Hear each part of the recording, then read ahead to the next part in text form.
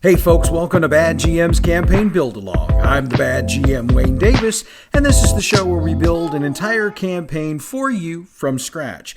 This season, we're building for the Fallout role-playing game, and even if you're not playing that game, what we're building can be lifted out and used in the post-apocalyptic system of your choice, and I know that because several of our listeners are doing that very thing. That being said, however, if you're needing a copy of the Fallout Gamebook, you can check out your local game or bookshop or hit up the Modifius Entertainment website. That's modipius.net. Okay, so I got an email late last week with a question I felt the need to address right here on the podcast. I was asked why all of the characters in my games tend to be cisgendered white men, and I do feel the need to note that the email wasn't a criticism, but rather a genuine question. And my answer is pretty simple. I write my characters the way they are because of my own experience. I've made no secret of the fact that I'm a 50-year-old cis white male. For me, that's what I identify with and am the most comfortable writing for. I have included women in my campaigns, both this season and last, but I admit that writing for LGBTAQ plus characters is something I'm having difficulty with. And that's not because I don't want to do it, but because I'm concerned about writing them as solid characters and not caricatures or stereotypes. That being said, I encourage you to alter any character we use in our campaign to represent you or people you know. Believe me, I don't claim to be the best at character creation, which is partially why I call myself the Bad GM. So, make your campaign world as colorful as you'd like it to be. Or don't. I mean, that's totally your call. So with that addressed, let's go ahead and move on. We're not going to do a recap of last week, since last week was about building to fill some narrative holes I'd left in the build. If you missed the episode and you want to catch up, check it out in the archives. That brings us to this week's build. It's all about one encounter and one encounter only. The group getting to the Ladue production facility utilized by Tucker Malloy and Jackson Denman.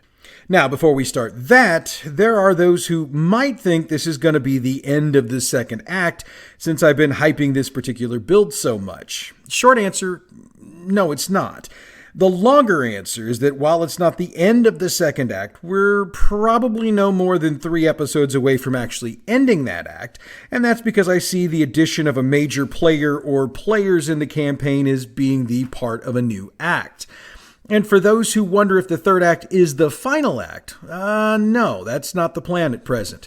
Plays can be more than 3 acts, though 3 acts is the standard. We're going to do as many acts as it takes to make our campaign the best that it can possibly be. If that winds up being 100, yeah, well, okay, maybe that's a bit much, but I think you get my point. Anywho, we've got a scenario to build, and since I'd like to give as many options as possible to handle it, we need to get to it. This will begin with the group meeting at the Third Base Saloon with Victor. You'll need to refer to the calendar for your game for this, as depending on how many side jobs the group has done, you'll be either way ahead or way behind my group. So where this meeting takes place is specific to your group and your timeline. Also, if your group hasn't been doing business with Victor, the meeting will be with whomever they've been doing business with. If that happens to be multiple people, pick the one that's the most powerful or influential in your campaign world to have this particular conversation. He'll report that he's reached out to as many of his contacts as he's been able to over the past few days, or weeks, depending on how long it's been since they first had the discussion concerning the Ladue facility. He doesn't have a whole lot of new information, but what he does know is that Malloy and Denman are running a factory of sorts out of Ladue, and while it appears to be an old office building, they've somehow worked out underground space for whatever it is they're building. Now, I need to step back for a moment and note that while the group's been getting involved with the production of synths over the past several builds, we've never said exactly what was going on at the Ladue facility. We've hinted at it possibly being synths, but we never said exactly. So, that's why Victor can't say exactly what's going on here. It's because he doesn't know and he can't seem to find out. Getting back into the discussion, he will remind the group that if Malloy and Denman are responsible for the synth courser the group ran into back at his storage facility, chances are good that they've got at least one, if not more. He'll also point out that owning and running a synth production facility will give them access to who knows how many synths. And even though they've dealt with Garson Tactical, the fact that Denman's been involved with them will probably mean they've got support from some of their people, though at this point it's probably going to be those who either weren't at the base when the group destroyed it, if that's what they did, or disagreed with the settlement the group came up with, if that happened to be the tactic they used. Let's also not forget that there are a number of other security measures that can and possibly are being utilized, so those need to be added to the list as well. Now, this puts the group at a severe disadvantage. While they know where the facility is, they don't have any intel about the layout, thanks to the underground portions of the building. They have no idea how much resistance they're going to be facing. And unless they destroyed the Garson base at Jefferson Barracks, they don't have enough firepower. Though even with 2 suits of power armor, they still might not have enough. So that brings us to decision time. As I see it, there's 2 options here. The first option is for the group to attempt a negotiation to end all hostilities. There are a couple of questions we need to address, though. The first is, what would the group expect out of it? The second is, what would Malloy and Denman expect out of it? And the third is, what happens if these negotiations take place and they manage to succeed? So what would the group expect out of a negotiation? Would they be looking for compensation? And if so, for who? Victor? Well, I'm sure some form of compensation would be expected, though that alone wouldn't be enough for the group, I'm sure. Would they want Malloy and Denman to hand over Longsworth? I mean, it's entirely possible the group did away with him when they ran into him last time, so that might not even be an issue here. But if they did let him go, it's entirely possible they ask about him. Then again, they might decide he's not worth asking for here and decide to track him down on their own. This is the part where I'm stuck, since I don't know what my group's going to want, other than for Malloy and Denman to leave town, which obviously isn't going to happen. So this is something we're going to have to work out on the fly when our groups run through this, and I apologize for that. Let's look at the second point. Malloy and Denman really want the group to come to work for them. They're impressed with the tenacity of the group, and the skills they've shown to this point would make them the perfect team to use to deal with their rivals. Of course, that means they'll be used to take out Victor, Melanie Zombrowski, and anyone else left running a family or organization of their own. And the options for negotiations with those people won't exist. It'll be a wholesale slaughter. Now, I know what you're thinking. Couldn't the group just agree to it, then turn on them later? Well, sure they could. But if you think Malloy and Denman haven't thought of that, then you're a couple of steps behind here. And unless your group happens to be a bunch of murder hobos with no real loyalties to anyone, the idea of going to work for Denman and Malloy won't appeal anyway, and they'll know that. For the record, we're going to assume they know pretty much everything about your group based on all the encounters the group's had with Garson and various other entities over the course of the campaign to this point. So they'll know if the group has a strong sense of loyalty or an aversion to killing for the sake of killing. If the job offer doesn't work, Denman and Malloy will insist the group leave St. Louis, never to return. It's possible your group might want to do that, and if they do, well, unless you want to change the setting of your game to another city, that'll wrap the campaign. But I'm pretty sure that's not going to be an option either. So let's put a pin in that and hit the third question. Let's just say, for the sake of argument, both sides come to an agreement. What happens then? The group will be led to believe that Malloy and Denman are actually doing what they agreed to do. Here's the thing, though. They're not. They'll move their base of operations, put figureheads in charge, and run under the radar for a bit. Then they'll raise their heads up down the line at a time that is the most advantageous for them to get their revenge on the group. Now, needless to say, I don't see negotiations going very well, and if we're being really honest with ourselves, I don't think you do either. So we'll get to our second option in a minute, but let's go ahead and build option 1 out since we've worked out what the goals of a negotiation would be. Sort of. The group will need to reach out to Malloy and Denman, and let's be honest, they're not going to want to get anywhere near them. I mean, my group might want to, since they like to stir the pot like that, but Victor would point out to them that delivering a note to them in person would most likely be seen as a smokescreen for an attack, and he would discourage them from doing that. Instead, he'd provide them with a courier to deliver the message. If the group would rather handle finding a delivery person on their own, they're certainly more than welcome to do so, and you can use anyone they've run into over the course of the campaign to this point to handle that delivery. You can decide how that discussion would work and what compensation would be needed. We'll also assume that the group will ask for a neutral site, since they know Malloy and Denman will never agree to a meeting at a place of the group's choosing, and the group won't go to a spot Malloy and Denman choose. They'll probably suggest the Twisted Tap, but if not, there are always other options. Malloy and Denman will agree to the meeting with two conditions. The first is that it be held at the Twisted Tap due to it being neutral ground. The second is that no one carries weapons into the meeting, which is their guarantee the meeting isn't an assassination attempt. It's up to the group to decide whether or not they'll accept both conditions. Fortunately, Malloy and Denman are willing to drop the Twisted Tap suggestion, but they won't drop the no weapons deal. So if the group won't go for that, it's back to the drawing board. Or to paraphrase The Godfather, time to hit the mattresses. Let's run with the assumption the two sides can agree on the conditions for a meeting. Sylvia will again open her club for said meeting, though this time she's going to demand a favor from the group that she can cash in down the line. That is non-negotiable, and she won't ask Malloy and Denman for it because, in her words, they'll just cheat me out of it. You guys are as good as your word. Okay, so let's address the elephant in the room. Your group is probably going to be as paranoid as mine will be about yet another meeting at the Twisted Tap. I mean, you've got a group that's been trying to kill you for quite some time, and they want to meet in a building that could very easily be blown up or have holes shot through it. And in their minds, the only thing preventing it is the tradition that the tap is neutral ground. Who's to say they won't break it?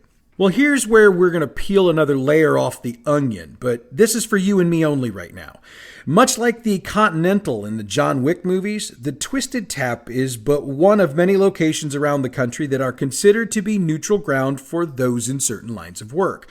While pretty much everyone involved believes it's merely tradition, those who run them, like Sylvia, know the truth, which is that the policy is strictly enforced by another organization, and they're going to come into play in Act 3, so we'll just leave things vague for the moment. The group won't know about them, and neither do Malloy and Denman. Victor has heard rumors, but he's not bold enough to either speak them or act on them. If you need to have Sylvia reassure them, use this information to formulate her dialogue, and you can hint at it, but let's not make the big reveal for now. It'll be more fun and better storytelling to let it be a surprise later on. Fast forwarding to the meeting itself, Malloy and Denman will arrive at the appointed time and enter the tap. They'll bring a couple of dozen synths with them, but as is policy, they'll wait outside. The group can send as many of their members in as they choose, but we both know they'll leave at least one member outside to keep an eye on the synths. We'll start with the outside. Nothing happens. The synths stand motionless for the entirety of the meeting. They don't move, they don't blink, they do nothing. Simple enough, so let's head inside. Now, the meeting will start with the normal formalities and introductions. Sylvia will make sure they've got someone to bring them drinks and make sure they're comfortable, but otherwise it's just those involved in the discussions. What they talk about depends on what the expectations are from each side. We made Denman and Malloy's expectations pretty clear, so the group's going to have to convince them it's not worth their while. The very best the group can hope to get out of it is to agree to do 3 jobs for them, no questions asked. They'll be paid for them, of course, and paid well. However, they're probably not going to like what they'll be asked to do. I leave the group's expectations to you since we really didn't get a good answer in our earlier thoughts. If they want Longsworth, that's certainly going to be one. And this is where we finally get down to rolling. Charisma plus barter, difficulty 5. Of course, one person can assist the character doing the negotiating. If they get all the successes for their points, they can get what they asked for. It'll take another roll to get Malloy and Denman down to the 3-job requirement, and it's the same roll with the same difficulty. I should note here that Denman and Malloy insist on the terms being written out and signed by all present, and they write it out twice so that the group has a copy of their own. Once the deal's done, they all shake hands, and Denman and Malloy ask that they all walk out together. It's a test, of course, to make sure the group isn't going to ambush them. And to alleviate your fears, there's no ambush coming. Each group heads off their separate ways. But, as I said earlier, we're not done with Denman and Malloy by a long shot if this is the case. It'll make the storytelling down the line a bit different, but we'll get to that as we write things up. Okay, so we've covered option 1 in about as much detail as I think we can, so let's detail option 2. Option 2 is an assault on the facility itself. Now, the group is sadly outnumbered in an all-out fight, but they can choose to do it that way if they want. The smart move would be to reach out to any source they have to see if they're willing to provide some help. Melanie Zombrowski is willing to provide a half a dozen of her people to help, as is Jesse Arnott or Barnabas O'Reilly. In fact, he's willing to lend the group a half a dozen super mutants for the job. Victor will be willing to give the group the use of a half a dozen Mr. Gutsies for the task, and that's going to be about all the manpower support they can get. But 18 additional bodies to help in the fight beats the heck out of the group just heading it alone. So, let's game plan here.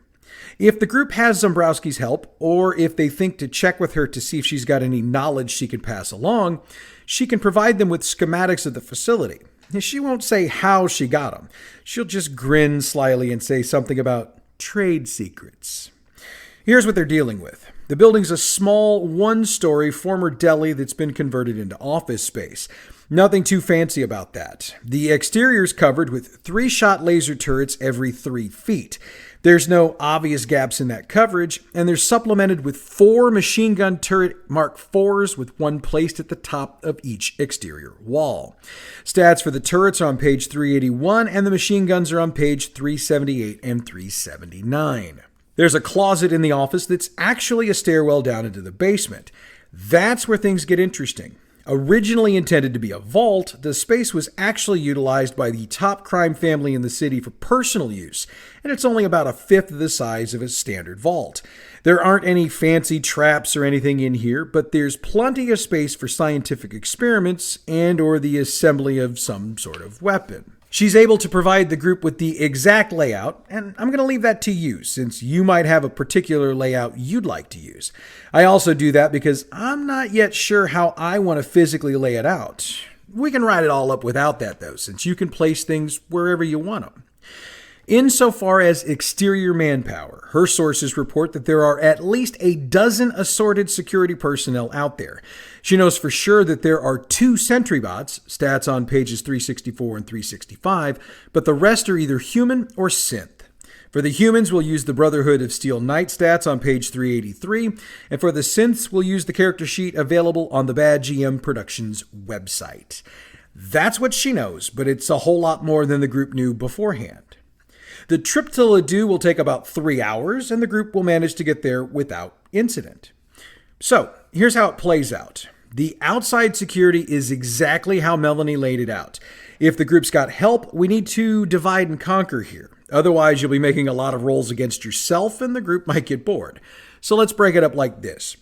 There are 2 sentry bots, 5 humans, and 5 synths. Each group of good guys should be taking on a group of security. And if given the option, the super mutants would prefer to take the humans, though they can be convinced to take on the sentry bots. One thing to keep in mind here is that the security forces will make it a point to stay in range of the turrets, so make sure those are getting their shots in. And we'll play it out like this. The mutants and Zombrowski's forces will take out their targets, but lose half their strength. The Mr. Gutsies will take out the 4 machine guns and half the lasers by the time the main group is done, but it'll cost all of the Gutsies to do it. That'll leave our group and a half a dozen support staff. The support staff will take out half the turrets at a cost of half of them. You choose which group loses to, and our group will be responsible for the rest. That means that when the dust finally settles, it'll be the group and 3 support staff to handle what comes inside. Now, backing up for a moment. If the group's got mini nukes, they can and should be using them. Keep the stats and area coverage for those in mind, and also note that using them to attack the turrets will result in the walls of the building coming down, which will require them to do some digging. However, if they use them, we can say they'll save half the Gutsies, which will come in handy later on. I'm not going to get into the details of the layout of the bunker. We discussed that already. What I am going to do is give you the internal security the group will have to go through. There are 2 synth coursers in here, stats on page 374, and 2 synth troopers, stats on page 376. How you want the assembled group to deal with them is up to you, but make sure you whittle down the support staff as you go along. At this point, there should be no more than 6 support, so use the stats for Mr. Gutsies, which are on page 362, Super Mutant Brutes, which are on page 368, and Minutemen, which are on pages 393 and 394. Slot them into initiative order and have the bad guys target them first. If it seems like things are going too easy, you can drop a few more of those synth troopers in there. Do it one at a time, though, because it would be very easy to overdo it and wind up killing the entire group, which we don't want. Once they've gotten through all of that, their reward is to make it to the production room, where they find the weapon they've been looking for, and it should scare the bejesus out of them. It's the largest nuclear bomb they've ever seen or heard of. At a glance, it's probably powerful enough to wipe out the entire city, for sure, and probably a decent chunk of the bi-state area. And as they enter the room, it begins a countdown from 20. This is where your intelligence plus science folks come into play. It'll take 6 successful checks to disarm the bomb, and their difficulty 5 with a complication range of 17 through 20. A complication means they shave 2 seconds off the clock, so we're going to add some drama here. If they succeed, they have options, but you can rest assured that their hired help will argue that their employers should share in the bounty. However, there's a surprise here, and we'll get to that momentarily. If they fail, they're probably braced for their fate. Draw it out the best you can before the explosion, which is going to be about 10 pounds of colored confetti. As it rains down on them, a voice they don't recognize comes across the speakers. It's female and sounds rather arrogant. I had a feeling you might make your way here. My brother and his idiot friend got too loud and drew too much attention to themselves. Fortunately, I had enough loyal people on site that we were able to save the situation from their stupidity. I can assure you, they won't be bothering you anymore, and if you need proof, check the closet at the rear of the room. Voice pauses for a moment and then gives a final warning. I will only say this once. So far as I'm concerned, our business is concluded. If you choose to press further, I will make sure it ends with all of you dead. Silence follows, and when the group checks the closet, they find the dead bodies of both Tucker Malloy and Jackson Denman, and they're riddled with bullets and laser holes. They're very dead and very human, so it's not a case of humans being replaced by synths. What the group chooses to do from here is up to them. There's a lot of salvageable materials they can get into, but again, if they've got help left, they're going to want equal cuts for their employers, though I'd also note there's plenty to go around. Check the book for the types of salvage they can pull out, or just come up with it on your own. This part of the story wraps with their successful return. Victor will be beaming with pride at their job well done, and Zombrowski and Arnott or Riley are also pleased. Again, work those conversations the way you see best, and end the session with the group leveling up. That'll bring us to what's next for the group. Obviously, the woman's voice should interest them a bit, and unless they manage to get all the data they got from Barnes Hospital way back when decoded, they're not going to know a whole lot about Denman's sister. And they might not care, and that's perfectly okay. If they're interested enough to start looking into her, that's also perfectly okay. Either way, next week's job is going to work out, since it's going to seem like another mundane job, at least until it's not. And we'll wrap our build here for this week. Next week, we'll build out that next job and begin to wrap up the second act of the campaign. Before we close this week, I wanted to remind all of our listeners that Bad GM Productions will be attending Archon 46 in Collinsville, Illinois, September 29th through October 1st. We'll be live in the game room, and we'll be doing live check-ins throughout the convention. We'll also be doing a live role-playing history episode, and the topic will be chosen by convention attendees. So, stop by and check out everything Archon 46 has to offer, and for all the details, check out their website, archonstl.org. That's ARCHONSTL.org. In the meanwhile, why not check out Role Playing History? This week we deep dive the games Twilight 2000 and Aquilar, and they're both games I think you'd like to play at some point. Role Playing History is available wherever you get your podcasts or on the website badgmproductions.net. All Fallout role-playing game materials referenced on this show are the trademarked and copyrighted properties of Modiphius Entertainment through their license with Bethesda Games and are utilized on this show for entertainment purposes only. If you're interested in checking out all the fine products produced by Modiphius, check out their website, modiphius.net. The music we use for this show comes from Pixabay.com. Check them out for all your license-free, royalty-free music needs. Bad GM's Campaign Build-Along is a production of Bad GM Productions. You can follow us all over social media, and while this used to be the time where I'd list them all out, we've added several more. So, rather than list them all here, check out the info box for this episode or our Contact Us page on the Bad GM Productions website, badgmproductions.net. Next week, we build the next job for our intrepid adventurers and get them on the path to wrapping up the second act of our campaign. That's next week, though. Until then, I'm the Bad GM Wayne Davis, and I'll see you at the game table.